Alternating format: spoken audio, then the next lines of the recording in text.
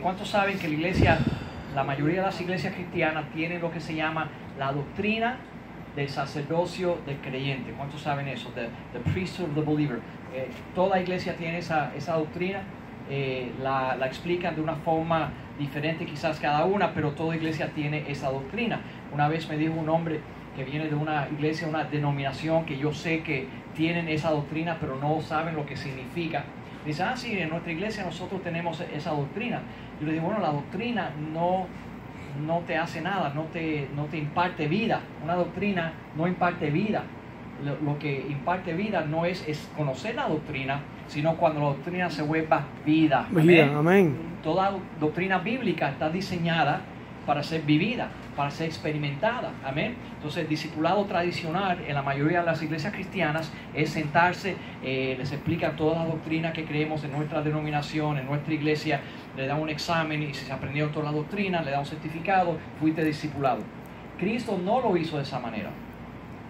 Cristo impartió la vida de él a un grupo de 12 hombres y les enseñó cómo vivir juntos, cómo servir a Dios.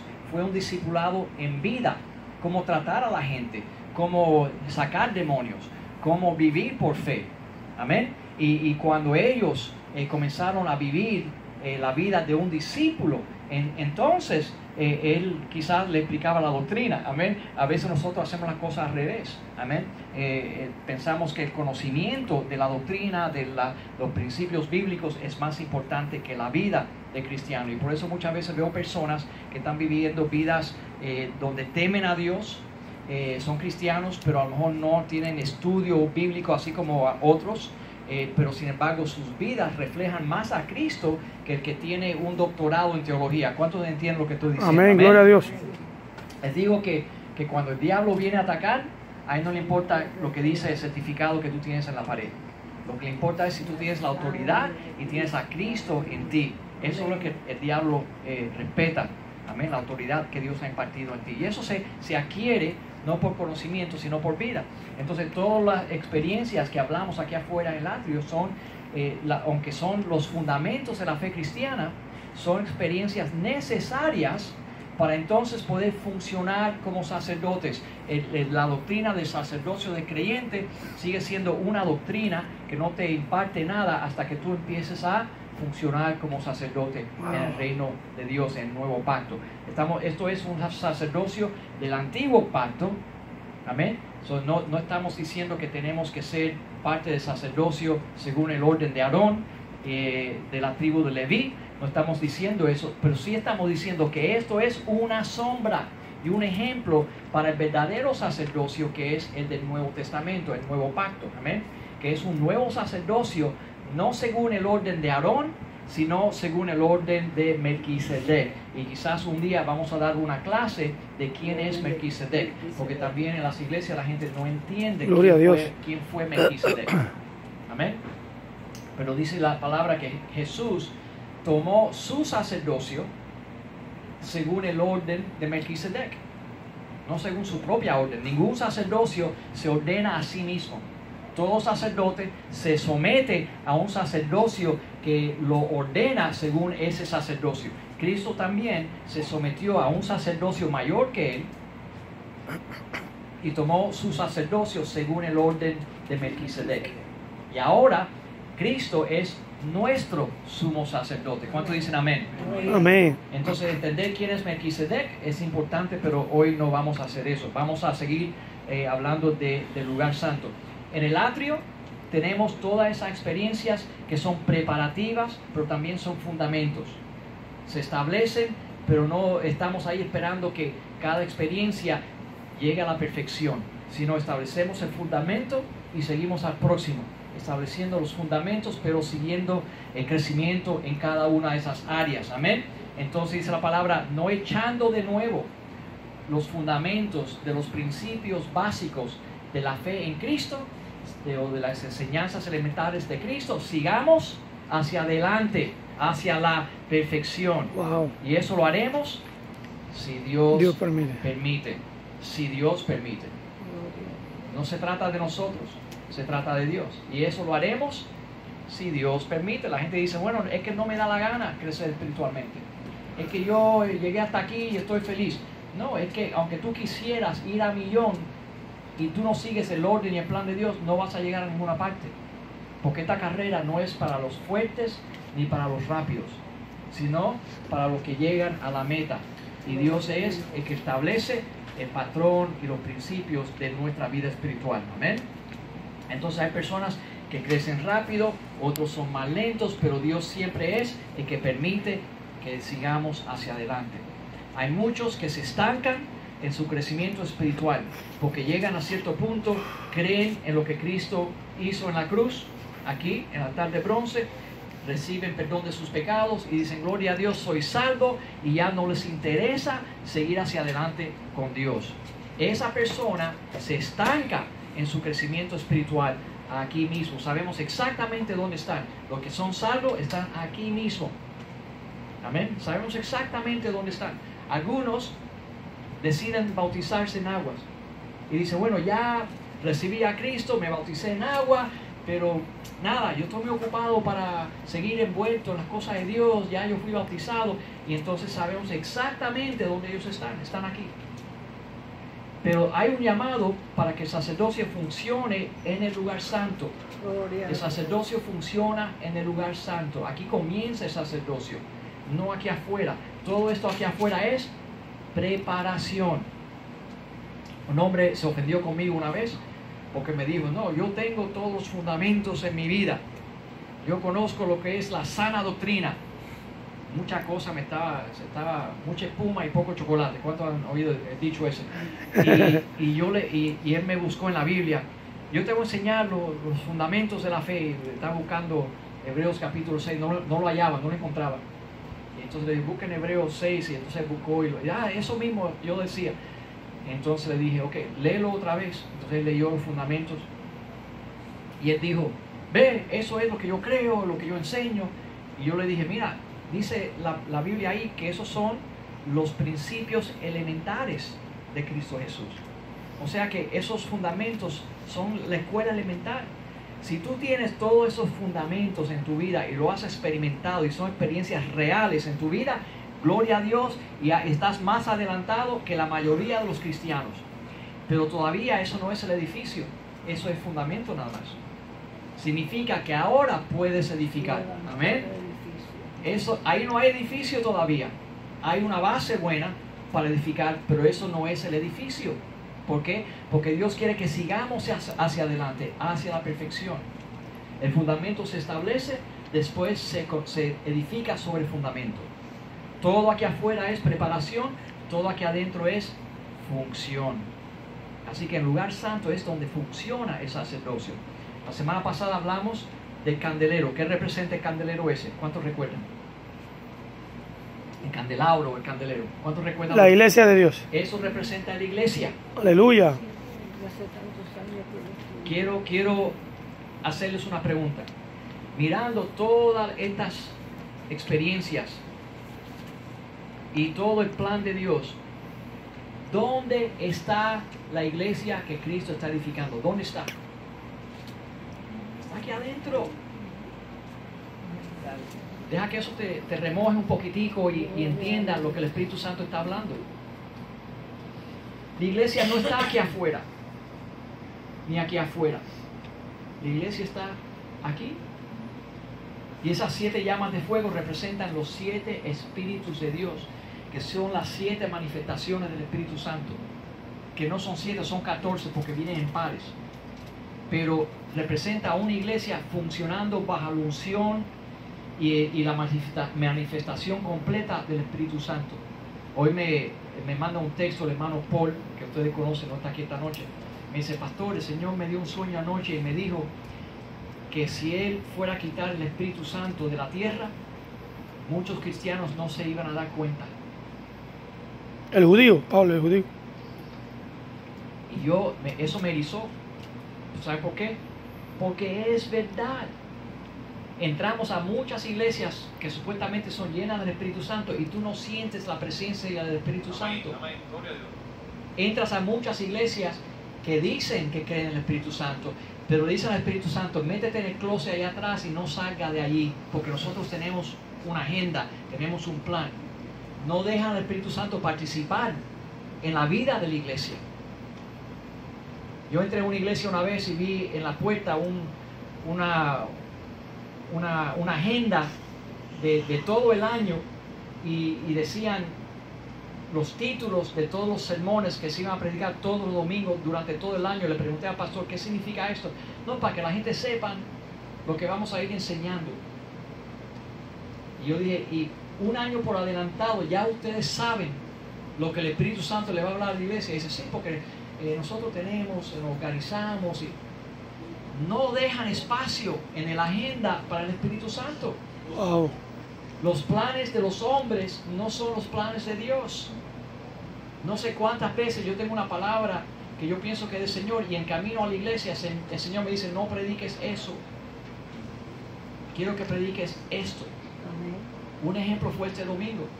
Este domingo lo que yo compartí, yo ni siquiera di un versículo bíblico, pero todo lo que yo hablé fue palabra de Dios. ¿Cuánto dicen amén? Gloria a Dios. Todo fue palabra de Dios.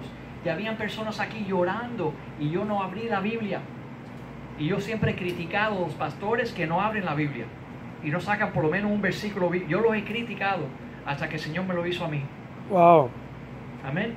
Porque a veces es preferible que Dios hable una palabra a que el hombre hable una hora entera sin decir nada de parte de Dios.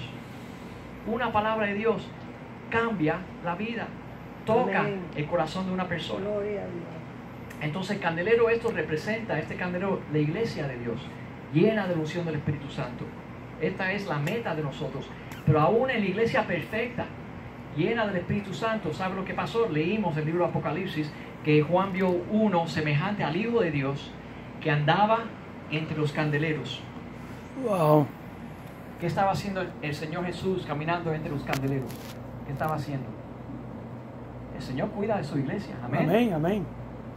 Estaba podando las iglesias. Aleluya. Él dijo, yo soy la vid verdadera, vosotros los pámpanos. El que habita en mí y yo en él, lo podaré para que dé muchos frutos. Amén. Entonces el Señor poda su iglesia.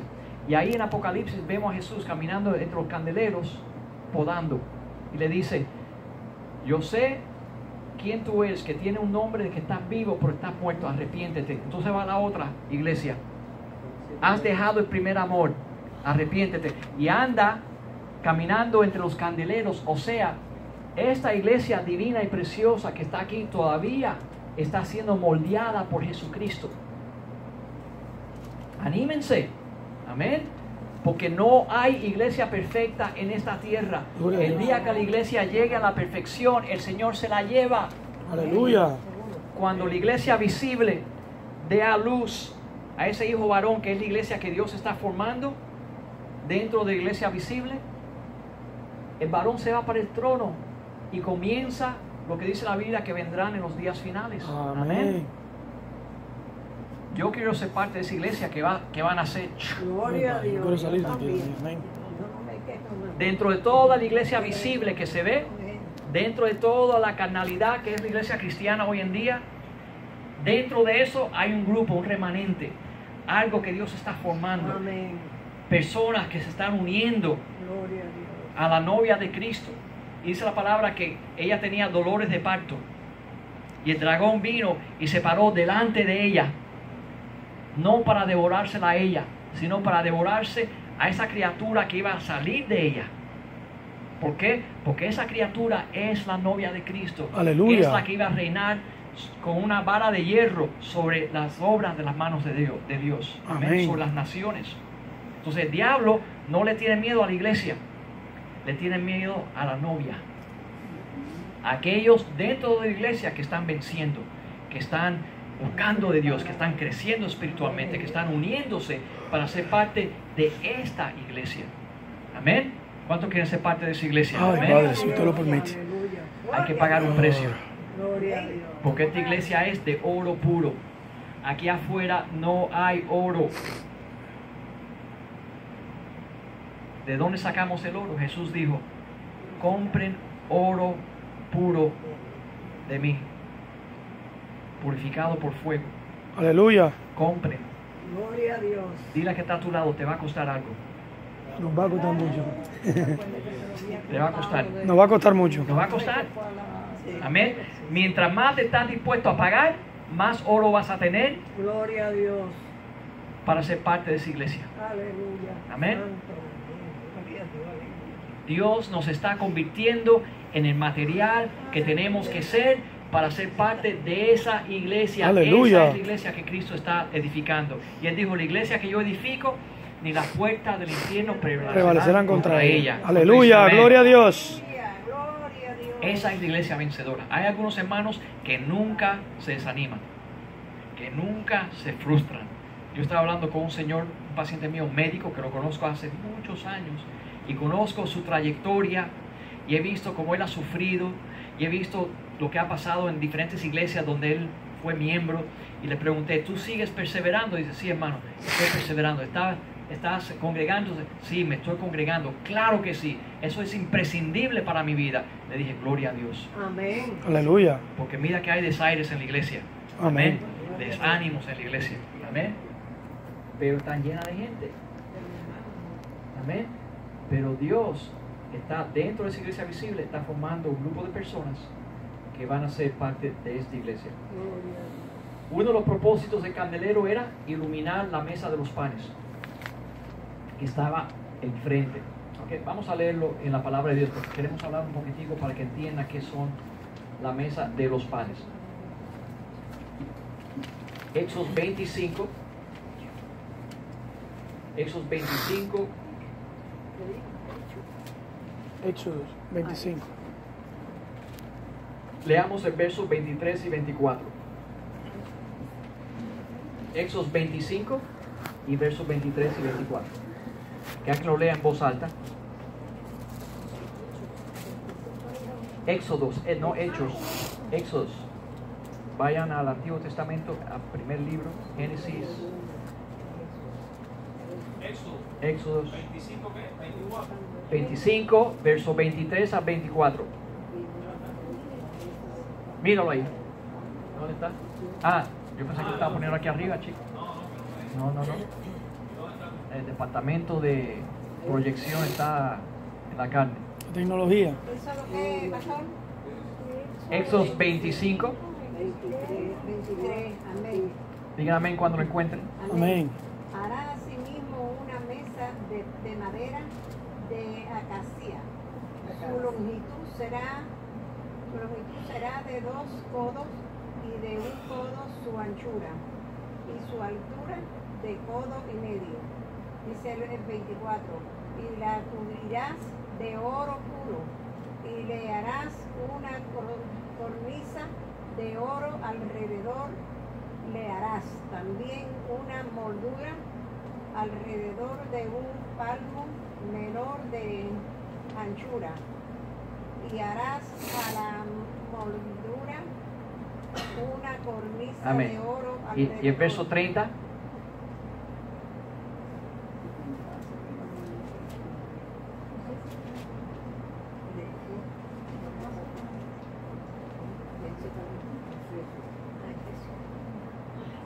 Verso 30. Verso 30. El mismo capítulo. Y pondrás sobre la mesa el pan de la proporción delante de mí continuamente. Amén. Entonces ahí fue donde Dios les dio las instrucciones para que ellos construyeran esa mesa y poner los panes de la proposición. Y vamos a leer ahora también en Mateo 12, Mateo capítulo 12.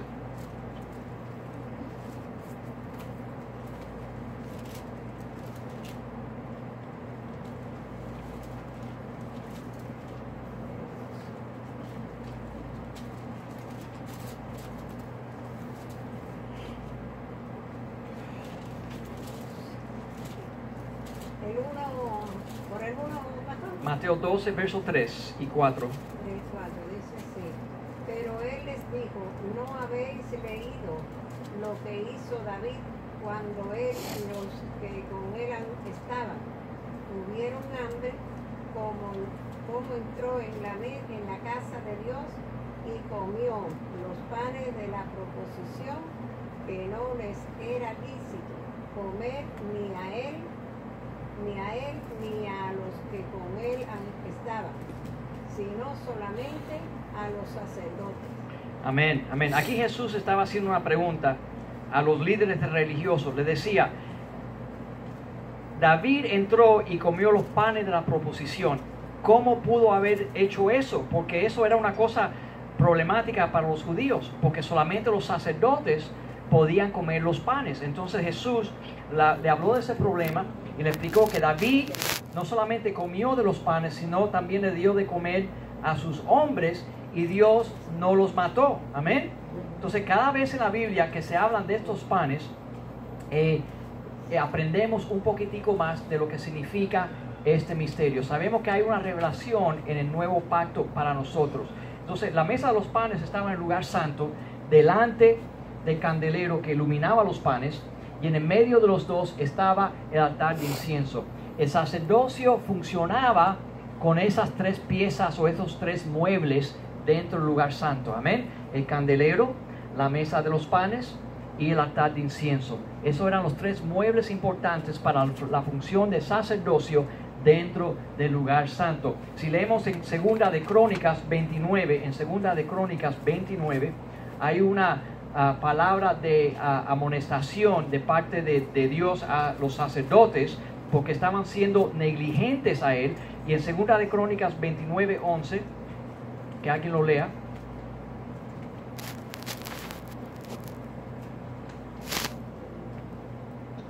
Hijos míos, no os engañéis ahora, porque Jehová os ha escogido a vosotros para que estéis delante de él y le sirváis y seáis sus ministros y queméis incienso. Amén. Aquí él le dice a los sacerdotes, no sean negligentes, porque el Señor los ha escogido a que estén delante de él, que le ministren a él, que quemen incienso a él y que sean ministro de Dios. Amén. O sea que aquí resumido en 4 funciones vemos la función de sacerdote, porque Dios le estaba diciendo a ellos, recuerden que Dios los llamó. ¿Para qué? Para que estén delante de él. Aquí cuando ellos estaban delante del altar de incienso, estaban parados delante del trono del arca del pacto. Amén. O sea que el sacerdote que estaba quemando incienso estaba delante de Dios. ¿Cuántos dicen amén? Amén. El tercer velo los separaba de la presencia de Dios, pero ya sabemos que ese tercer velo fue rasgado. Amén. Amén. El segundo velo no fue rasgado. El primer velo no fue rasgado. El único velo que fue rasgado fue el tercer velo. El sacerdocio funcionaba en el lugar santo, y cuando estaban delante de ese altar de incienso, estaban delante de Dios. Y Dios le dijo a los sacerdotes, recuerden y no sean negligentes, que yo los he llamado para que estén delante de mí. Número 2, que me ministren a mí. Número 3, que quemen incienso a mí. Y número 4, que salgan y sean mis ministros. Wow, gloria a Dios. O sea, el 75% del ministerio o de la función de un sacerdote del nuevo pacto es delante de la presencia de Dios. Y eso estaba en oscuridad. Este ministerio está cubierto. Eso no es un ministerio público. Esto no se trata de predicar la palabra ni de evangelizar. Eso se hace aquí afuera. Amén. O sea que la vida interior, la intimidad que Dios desea de nosotros, desde ahí es que después nosotros salimos para representar a Dios. Amén. O sea que solamente un 25% de nuestro llamado tiene algo que ver con representar a Dios fuera del santuario. El otro 75% tiene que ver de nuestra función delante de Dios. Amén. Yo creo que se ha virado al revés la cosa. Hoy en día los pastores, los cristianos, están un 75% del tiempo lo pasan ministrando, sirviendo, cantando, evangelizando, predicando, haciendo todas las cosas. Y si tienen una vida de oración de 25% de su tiempo despierto delante de Dios, es un milagro. Wow, gloria a Dios. El Señor dijo, no sean negligentes. Yo los llamé a que estén delante de mí, Gloria a Dios. que me ministren a mí. ¿Qué tú haces en el hospital ministrándole a un enfermo? ¿Cuándo fue la última vez que tú le ministraste a Dios? que estén delante de mí, que me ministren a mí y que quemen incienso a mí. Amén. Y después que salgan y sean mis ministros, salgan y me representen a mí. Gloria a Dios. Así que ven que la base del sacerdocio empieza en el lugar santo, en la presencia de Dios. Aquí es donde funciona el sacerdocio. Y lo que sale de ahí es para entonces servir a Dios en un ministerio público de enseñanza, de pastor, de evangelismo, de profeta, de servidor, con los dones y las gracias que Dios nos dio. Pero tenemos que entender que nuestra vida privada, nuestra intimidad con Dios es más importante para Dios que la vida pública y lo que hacemos para el Señor. Amén. Deja que el Espíritu Santo te remoje y te dé convicción acerca de eso. Amén. Entonces, cuando leemos cualquier cosa en la Biblia acerca de los panes, eso nos da una revelación de estos panes. Porque cuando Jesús dijo, déjame enseñarles a orar a los discípulos, los voy a enseñar a orar. Padre nuestro, todos lo conocemos. Amén. Yo como cuando era niño ni sabía hablar, ya yo sabía decir Padre nuestro. Una pregunta, Ajá. ¿por qué los panes tienen que ser sin levadura? La levadura representa el pecado. ¿Qué es lo que aumenta, por ejemplo, la levadura en el bakery? Lo que la hace inflarse. inflarse, Ya. ¿verdad? En la Biblia, Eso es la malo. levadura tiene varios significados en la Biblia. Tiene significados buenos y hay significados malos. Amén. Entonces, uno de los significados malos es el pecado. Entonces él dijo, no, cuídense de la levadura de los fariseos. Hipocresía. Amén.